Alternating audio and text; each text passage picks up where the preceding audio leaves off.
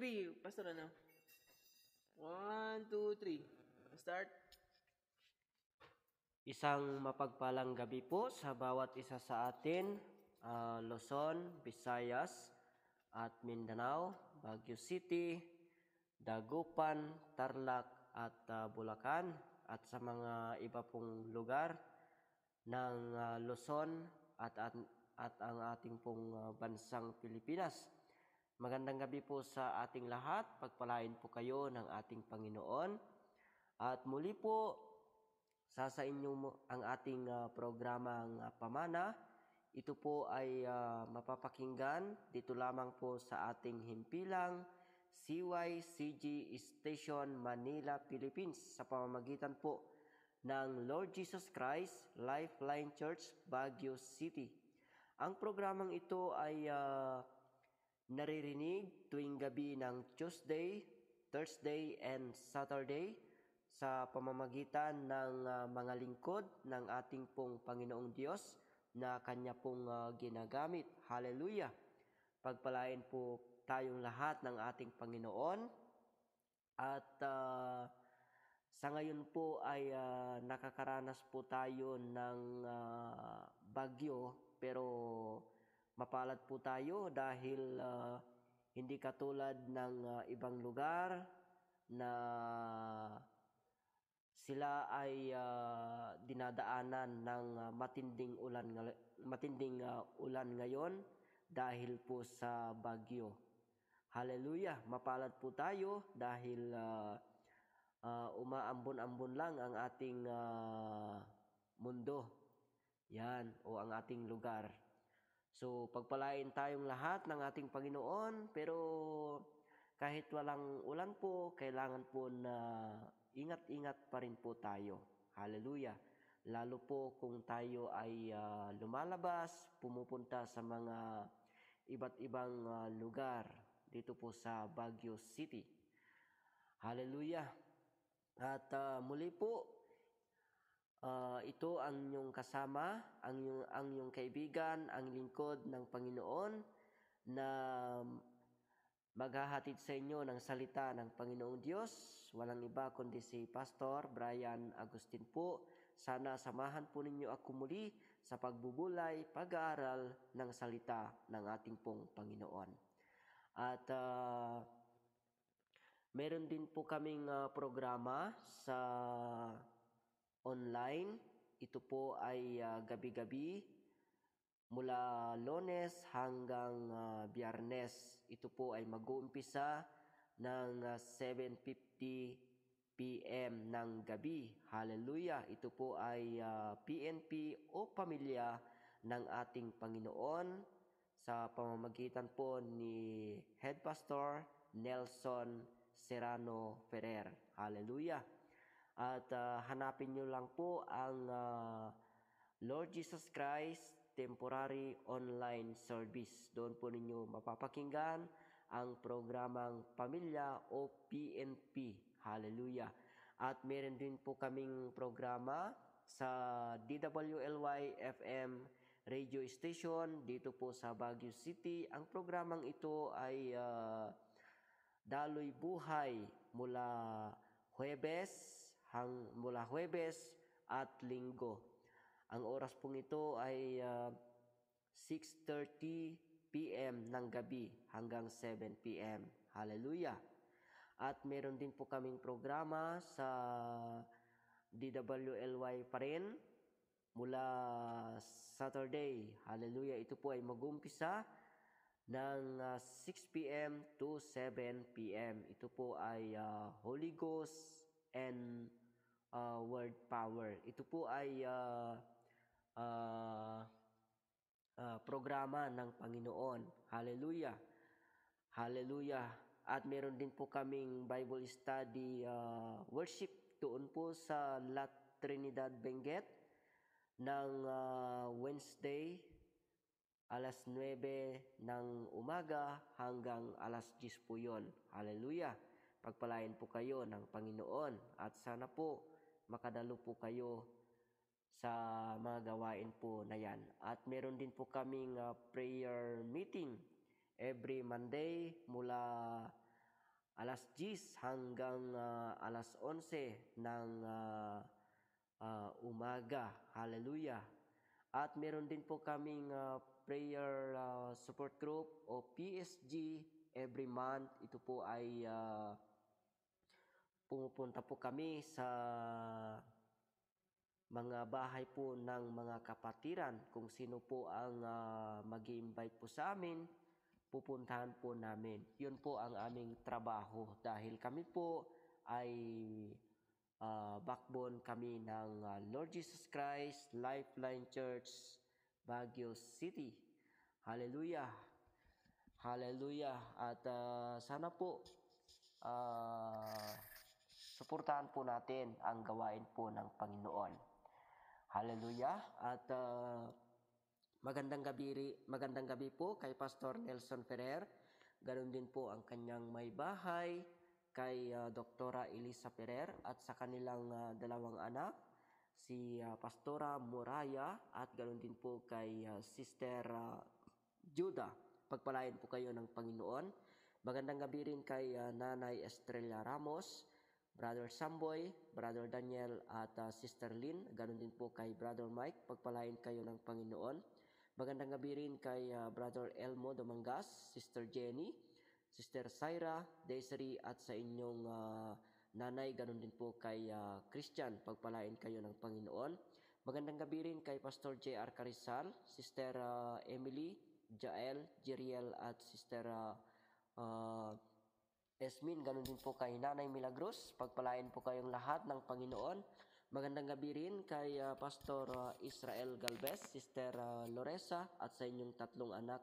Pagpalain kayo ng Panginoon. Magandang gabi rin kay Sister Marie Ponsalan, Brother Jojo at sa inyong apat na anak nila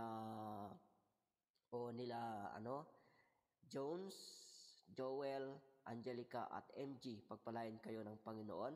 Magandang gabi rin kay Nanay Rosie. Pagpalain kayo ng Diyos. Magandang gabi rin po kay Sister Janet Tolentino, Jasmine, Brother Odell, Enzo, and Jan. Pagpalain kayo ng Panginoon. Magandang gabi rin po kay Sister Florence Nagata, Brother Noel, Sister Jillian dyan po sa bansang Canada. Pagpalain kayo ng Panginoon. Magandang gabi rin kay Pastor Ever Basatan, Dr. Teresa Basatan, Brother Luke, Paul, EJ, and Ellie. Pagpalain kayo ng Panginoon. Magandang gabi rin po kay Brother Dwayne Bautista. Pagpalain kayo ng Diyos. Ganon din po kay Sister Maika Elep, kay Sister Patricia Kadawas. Pagpalain po kayo ng Panginoon. Magandang gabi rin kay Sister Janet Yap, Sister Geraldine Gaymen. Pagpalain kayo ng Panginoon. Magandang gabi rin kay Sir Dan at ganoon din po kay Sister Abby. Pagpalain kayo ng Panginoon. Magandang gabi rin kay Sister Gloria, Brother Ernesto at sa inyong dalawang anak. Pagpalain kayo ng Panginoon. Magandang gabi rin kay Sister Eden, Brother Melchor, Clarence and Jairo. Pagpalain kayo ng Diyos. Magandang gabi rin po kay Brother Edgar, Sister Sheila Mariano at sa inyong mga anak. Pagpalain kayo ng ating Panginoon. Magandang gabi rin kay Brother Peter Pulista, Sister Noela at sa inyong mga anak. Pagpalain kayo ng Panginoon. Magandang gabi rin kay Sister Arlene at sa aming mga anak dyan po sa La Union at ganoon din po ang aming mga pamilya dyan sa Apayao, dyan sa Cagayan at ganoon din po dyan sa La Union, San Fernando City. Pagpalain kayo ng Panginoon. Magandang gabi rin sa Dagupan City kay Brother Jonathan, Sister Rosie, Pastor Jonathan. Pagpalain kayo ng Panginoon. Magandang gabi rin po dyan sa Bulacan. Pagpalain kayo ng Diyos. Magandang gabi rin sa Ramos Tarlac kay Pastor Mac John, Pastor Jess at sa inyong mga kapatiran dyan. Pagpalain kayo ng Panginoon. Magandang gabi rin po sa La Trinidad Benguet kay Sister Alina, Nanay Margaret, Sister Raquel, Brother Arsenio, Sister Grace, Sister Malo, at sa mga ibang kapatiran po diyan sa La Trinidad, pagpalain kayo ng Panginoon.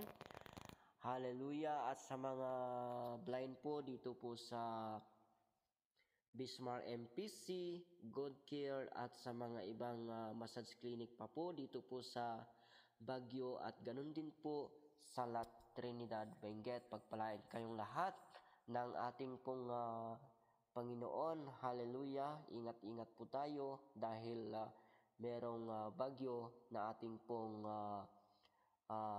sinusubaybayan sa gabing ito. Hallelujah. Ngayon po ay September 17, 2024. Ilang araw na lang, ilang buwan na lang po ay Pasko na at Merry Christmas po sa bawat isa po sa atin. Tayo po ay manalangin. Ama naming Diyos na makapangyarihan sa lahat, salamat muli sa gabing ito na ipinagkaloob po ninyo sa amin upang kami ay mag-aral, magbulay ng iyong mga salita, Panginoon. Salamat po sa mga pagpapala na aming pong tinanggap mula sa iyo, Panginoon. Salamat, O God, sa mga biyaya at pag-iingat mo sa amin, Panginoon. Sa gabing ito, dalangin po namin, tulungan po ninyo ang bawat isa at ganun din po ang inyong lingkod na gagamitin po ninyo sa oras na ito. Pagpalain po ninyo siya at itago po ninyo siya sa iyong likuran, Panginoon. Salamat po at ikaw po ang maitaas sa aming buhay at sa aming puso, Panginoon. Magtatapos ang gawain na ito sa pamamagitan ng iyong paggabay sa amin. Salamat po, Panginoon. In Jesus' name, Amen. Hallelujah. At sabi po sa Marcos chapter 11 verse 24, sabi po niya rito, kaya nga sinasabi ko sa inyo, anuman ang hingin ninyo sa inyong panalangin, maniwala kayong natanggap nga ninyo yon at matatanggap nga ninyo yon. Amen? Mga giliw kong tagapakinig, tayo ba ay naniniwala na lahat ng bagay, lahat ng pagpapala ay kayang ibigay ng Diyos sa atin? Maliwanag po ang sabi ng Marcos chapter 11 verse 24 kanina na kung tayo daw po ay humihingi sa Diyos, dapat daw nating paniwalaan, sampalatayanan ang kanyang mga pangako dahil ang pangako ng ating Panginoon, hallelujah, noon pa man hanggang ngayon, amen, ay hindi nagbabago. Hallelujah. Magbago man ang tao, hallelujah, pero ang ating Panginoon ni kailanman hindi siya magbabago. Kaya maniwala man po tayo o hindi, mga giliw kong tagapakinig, lahat ng pangako ng Diyos ay kaya niyang tuparin sa ating buhay. Nasa atin lang po kung paniwalaan natin o sampalatayanan natin o hindi ang kanyang mga pangako. Pero maliwanag po, ang sabi ng salita ng Diyos, hallelujah, na kapag daw tayo ay humihingi sa Kanya, dapat magtiwala, dapat sampalatayanan natin kung ano ang Kanyang ipinangako sa atin. Kung titignan po natin, mga giliw kong tagapakinig, ay marami pong mga characters sa Bible na pinagpala sila ng Diyos, hallelujah, tinanggap nila ang pagpapala mula sa Diyos dahil sila ay sumampalataya at nagtiwala sa mga pangako ng ating pong Panginoon. Kaya maliwanag po ang sabi ng salita ng Panginoon kanina na binasa po natin. Ano po ang sabi doon sa Marcos chapter 11 verse 24? Sabi po niya, kaya nga sinasabi ko sa inyo, anuman ang hingin ninyo sa inyong panalangin, maniwala kayong natanggap nga ninyo yon at matatanggap nga ninyo yon. Ano po ang sabi ng salita ng Diyos mula sa John chapter 15 verse 7? Sabi po niya rito, kung nananatili kayo sa akin at mananatili sa inyo ang aking mga salita, hingin ninyo ang anumang nais ninyo at ibibigay yon sa inyo. Amen. Hallelujah. Maliwanag po ng sabi ng salita ng ating pong Panginoon na kapag daw tayo ay mananatili sa Kanya at nananatili sa atin ang Kanyang mga salita, anuman daw ang ating hilingin sa Kanya ay ibibigay po niya sa atin. Hallelujah! Ulitin ko po, ang pangako ng ating Panginoon, hallelujah, hindi po niya binabawi. Amen. Take note, hallelujah, ang pangako ng Diyos o lahat ng pangako ng Diyos sa mga sumasampalataya o sa mga nagtitiwala sa Kanya ay hindi na niya babawiin. Na kung titignan po natin, nung ibinigay niya ang Kanyang sariling anak, hallelujah, ay hindi na niya binawi, kundi pinatunayan niya na tayo ay mahal niya talaga. Kaya lahat po ng ating mga panalangin kailangan po, hallelujah, paniwalaan po natin, sampalatayanan po natin kung ano ang ipinangako ng Diyos sa atin. Amen. Dahil ang mga sumasampalataya o nagtitiwala sa Diyos na kaya niyang tuparin lahat ng Kanyang pangako ay sila ang tatanggap ng maraming blessing. Pasensya po, pero sa mga hindi po sumasampalataya sa Diyos, sa mga nagdududa o nag-aalinlangan na kayang tuparin ng Diyos ang pangako niya sa atin, hallelujah, pasensya, pero ni kailanman hindi nila matatanggap yung pagpapala o yung biyaya na ipinangako ng Diyos sa kanila. Kaya nga po, maliwanag po ang sabi ng salita ng Panginoon. Ulitin ko po, sa John chapter 15 verse 7, sabi po niya rito, kung mananatili kayo sa akin at nananatili sa inyo ang aking mga salita, hingin ninyo ang anumang nais ninyo at ibibigay yon sa inyo. Amen? Maliwanag po. Kapatid, hallelujah, alam ko na meron kang kailangan ngayon. Lalo na po, mahina ang negosyo, mahina ang masahe, mahina lahat. Kukunti ang mga client, kukunti ang mga bumibili ng mga paninda. Kaya lahat po tayo nangangailangan ngayon ng financial, pero sabi ng Panginoon, magtiwala lang tayo sa Kanyang mga pangako at hawakan din natin mabuti ang Kanyang mga salita. Amen? Hallelujah! Ano po ang sabi ng Hebreo chapter 13 verse 8? Sabi po niya rito, si Jesucristo ay hindi magbabago kailanman. Siya ay kahapon, ngayon at bukas. Ganyan po ang ating Panginoon. Hindi po siya nagbabago kailanman. Hindi siya nagmamaliw. Hallelujah! Kung magbago man tayo, hallelujah, magbago man ang ating pananalig sa Diyos, hallelujah, pero ang Panginoon, amen, ni kailanman hindi siya magbabago at ni kailanman hindi po niya tayo iiwan at hindi po niya tayo papabayaan. Amen? Maliwanag po ang sabi ng salita ng Panginoon. John 14 verse 14, sabi po niya, hallelujah, kung hihiling kayo ng anuman sa aking pangalan, ito ay aking gagawin. Amen? Ano ba ang hinihiling po natin sa Diyos? Ano ba ang gusto nating hilingin sa ating Panginoon? Diba? Marami tayong pangangailangan ngayon. Marami tayong bayarin. Amen? Kaya, nandyan ang salita ng Panginoon na sasagot sa ating mga panalangin. Manalangin ka, hallelujah, pero kailangan mawala sa iyo ang pagdududa. At kailangan mawala sa iyo yung pag-aalinlangan. May mga tao kasi na nananalangin sila, pero kapag hindi sinagot kaagad ang Panginoon ang kanilang panalangin, doon na sila magdududa at doon na sila mag-aalinlangan at hindi pa nila papansinin ang salita ng Diyos. Sasabihin nila, ganyan ba ang Diyos? Hallelujah! Hallelujah! Kapatid, wala tayong karapatan na upang sisihin natin ang Diyos. Wala tayong karapatan. Amen?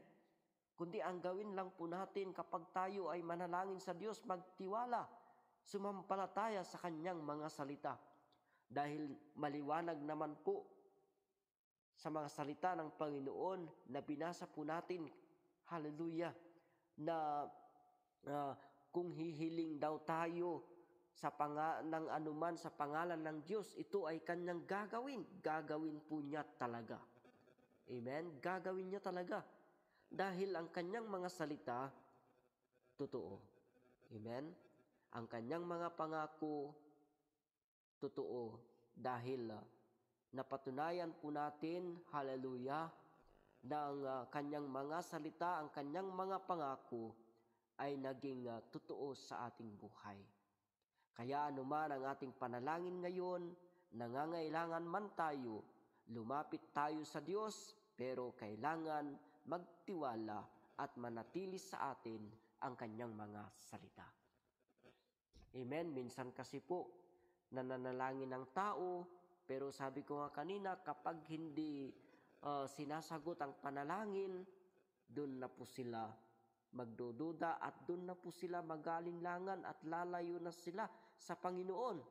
Pero hindi po dapat yon. Amen? Ang gusto ng Panginoon kapag tayo ay nanalangin o humingi sa Kanya ng anumang bagay, kailangan paniwalaan po natin, sampalatayanan po natin ang Kanyang mga salita. Amen? Ulitin ko po, John 14 verse 14, sabi po niya, hallelujah, kung hihiling kayo ng anuman sa aking pangalan, ito ay aking gagawin. Gagawin niya, hallelujah, sa ating buhay, anuman ang ating hilingin sa Kanya. Amen? Dahil maliwanag po ang pangako ng Diyos.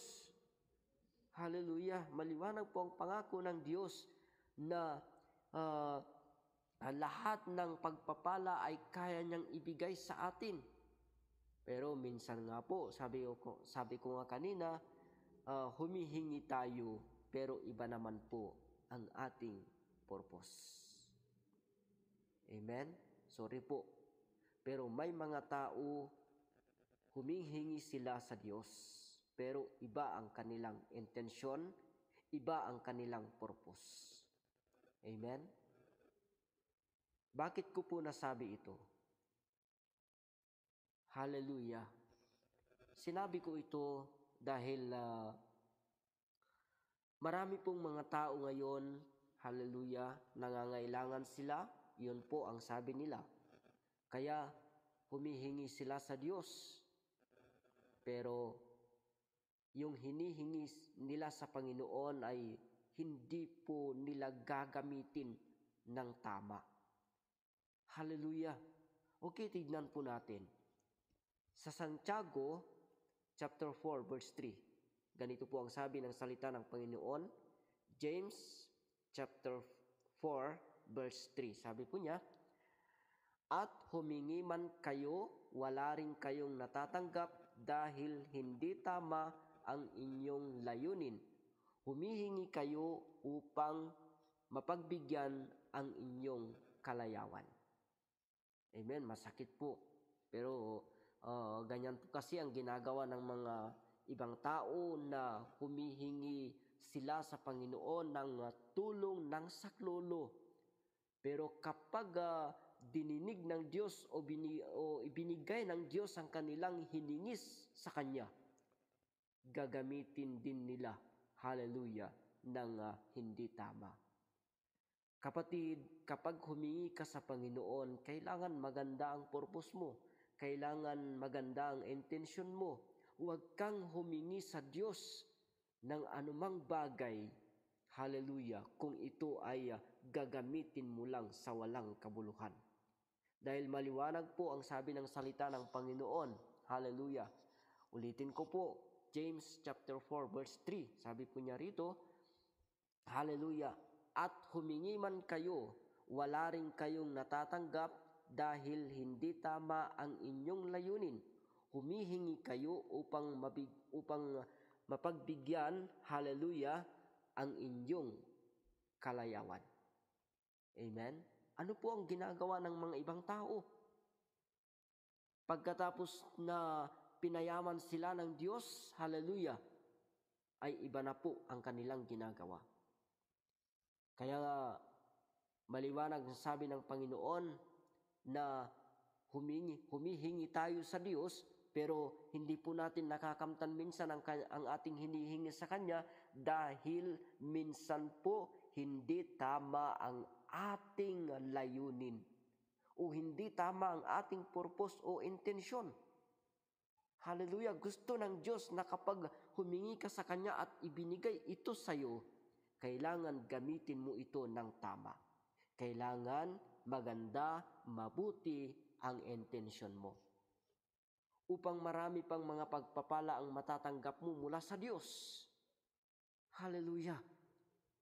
Pero minsan nga po, maraming mga tao, pinayaman sila ng Diyos, pero iba na ang kanilang ginagawa. Amen? Hallelujah! Pagkatapos nilang natanggap yung pagpapala na hiningi nila sa Panginoon, parang wala nang Diyos sa kanila. Hallelujah! Ito po kasi ang masakit na ginagawa ng mga ibang tao.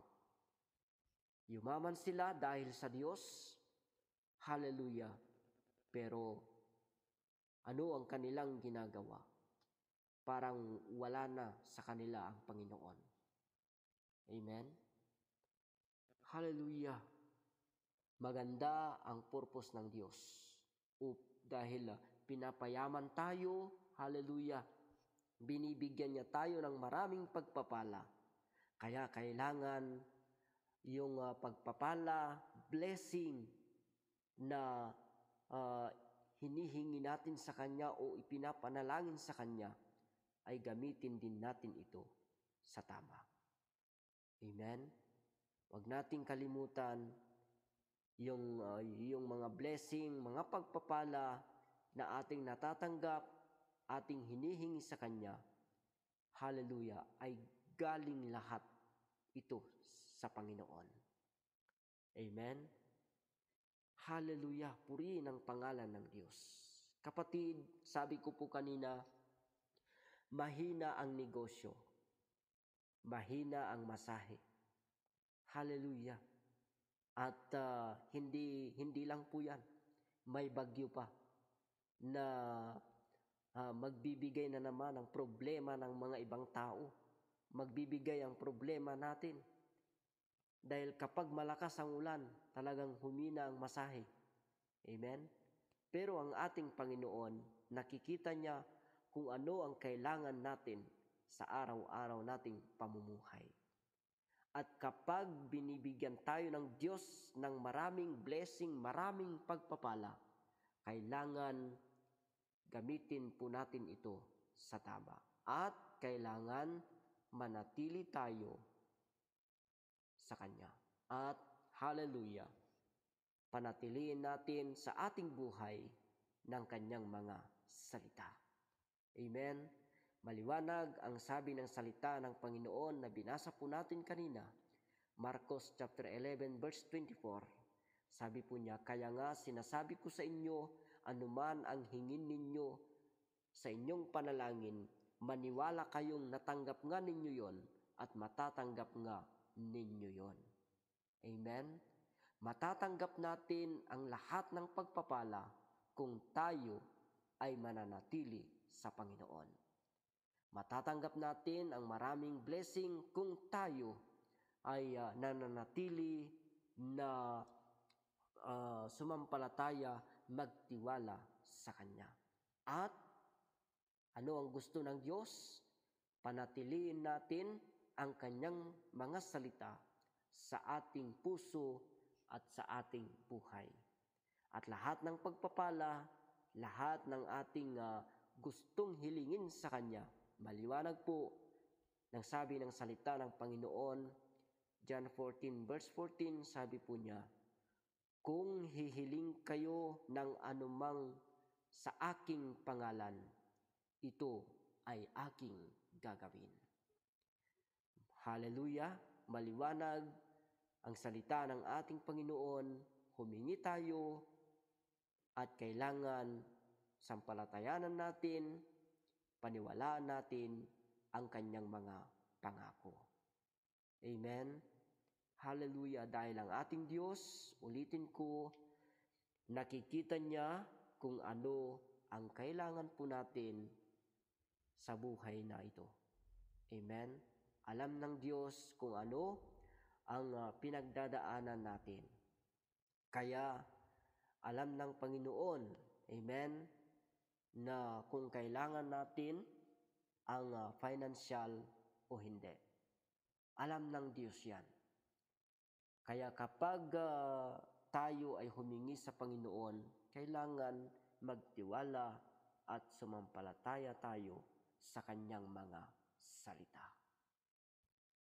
Hallelujah! Purihin ka, Panginoon. Hallelujah! Maliwanag ang sabi ng salita ng Diyos.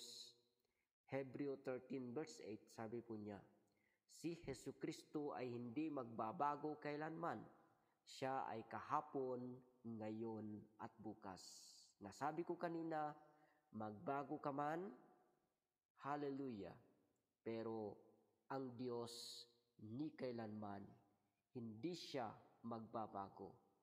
Ang Diyos, hallelujah, ni kailanman hindi niya tayo iiwan, hindi niya tayo papabayaan. Kaya mga giliw kong tagapakinig, kung kayo po ay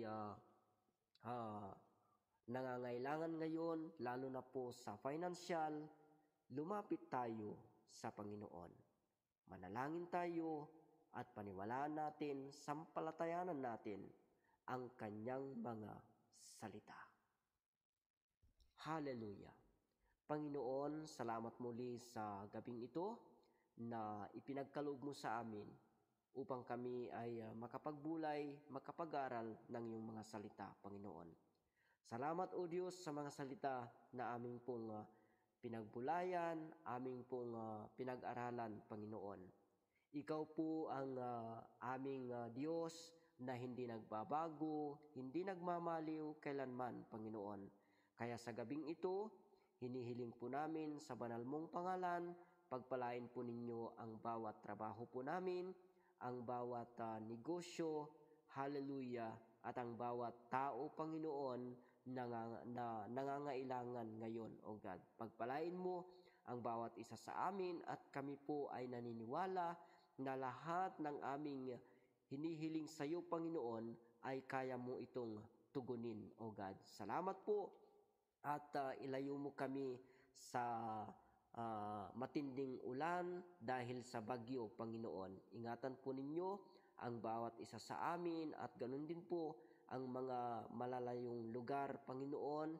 Ingatan po ninyo ang mga tao na nakatira sa malalayong lugar, O God. Ikaw po ang mag-ingat sa kanila, Panginoon.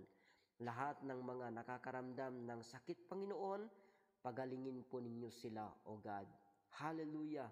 At sa lahat po ng mga estudyante, Panginoon, ikaw po ang magbigay ng talino sa kanila upang pagbutihin pa nila sa kanilang pag-aaral, Panginoon. Salamat po. Hallelujah. Salamat, Panginoon. At sa gabing ito, O God, aking pong dinideclare na pagpapala ang aming tatanggapin mula sa iyo, Panginoon. Dahil naniniwala kami, umaasa kami, lahat ng ito ay kaya mong ibigay sa amin, O God. Salamat po. Sa iyo ang papuri, sa iyo ang pasalamat, in Jesus' name. Amen. Muli po, ito ang iyong kaibigan, ang lingkod ng Panginoon, na bumabati sa inyo ng isang mapagpalang gabi, Pastor Brian Agustin, at advance Merry Christmas po sa ating lahat.